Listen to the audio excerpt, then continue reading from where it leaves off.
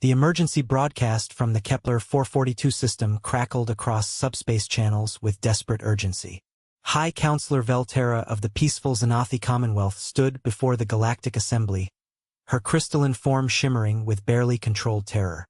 Honored delegates, the Drakmor horde has broken through our outer defenses. 3 billion civilians on Kepler 442b are facing extinction. Our military is inadequate. We formally request immediate assistance from any civilization capable of military intervention. The assembly hall erupted in uncomfortable murmurs. The Drakmor were legendary, a nomadic warrior species that consumed entire star systems, leaving nothing but dead worlds in their wake. No single civilization had ever successfully repelled their full assault. Ambassador Crix of the Altarian Federation clicked his mandibles nervously. The Drakmor fleet consists of over 2,000 war vessels. Even our combined fleets would struggle against such numbers.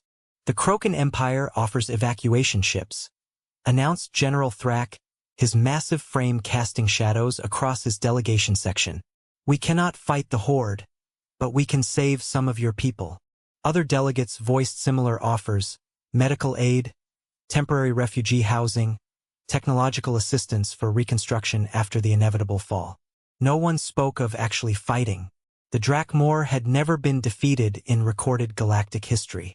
Then a new voice cut through the discussion, transmitted from the far edge of the galaxy. This is Admiral Marcus Webb of the United Earth Navy. The Commonwealth's request for assistance has been received and approved. Earth is responding. The assembly fell silent. Most had never heard of this United Earth Navy, and database searches returned minimal information about the small blue world in Sector 7. High Counselor Velterra's hope flickered briefly. Admiral Webb, we are grateful for any assistance you can provide. How many ships are you sending? 12. The number hung in the air like a death sentence. Several delegates actually laughed. 12 ships against the legendary Drakmor horde? Admiral, Velterra said gently, perhaps you don't understand the scale of the threat.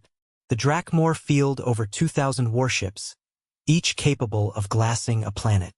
Understood, Counselor. Our response team is already en route. ETA, 43 hours.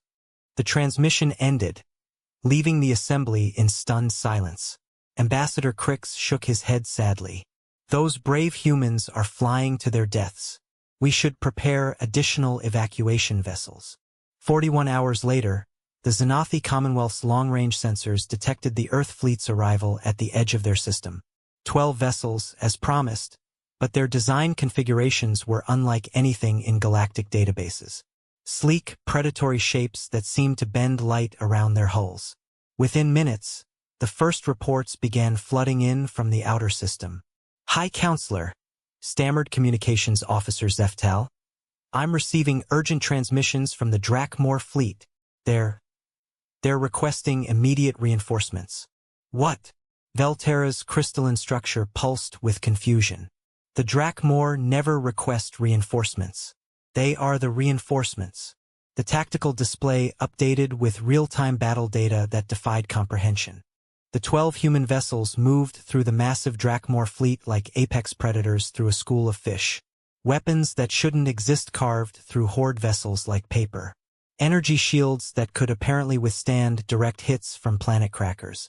By the stars, whispered tactical analyst Morvan. The humans have destroyed 300 Drakmor warships in 18 minutes. Their battle efficiency is beyond our measurement scales. The transmission from Admiral Webb returned, his voice as calm as if he were discussing weather patterns. High Counselor, we've neutralized the immediate threat to your civilian population. However, our long-range sensors indicate this was merely the Horde's advance guard. The main Drakmor fleet, approximately 15,000 vessels, will arrive within 6 hours. Velterra felt her hope die. Even these incredible humans couldn't face those odds. We understand, Admiral. Your sacrifice won't be forgotten. We're evacuating the civilian population now. A pause. Then something that might have been laughter. Counselor, you misunderstand. We're not sacrificing ourselves. We're waiting for backup. Backup? How many ships? The rest of the Third Fleet is jumping in now. Should be interesting. The space around Kepler 442 suddenly filled with new contacts. Not dozens or hundreds, but thousands of human vessels emerging from hyperspace in perfect formation. Dreadnoughts the size of small moons, carriers launching fighter wings that numbered in the hundreds of thousands, and weapon platforms that registered energy outputs equivalent to stellar cores. Admiral Webb's transmission resumed, but now his tone carried something that made Velterra's crystalline form resonate with primal fear. You called for saviors, High Counselor. But Earth doesn't send saviors to deal with monsters. The main human fleet began accelerating toward the approaching Drakmor horde with terrifying purpose. We send worse monsters.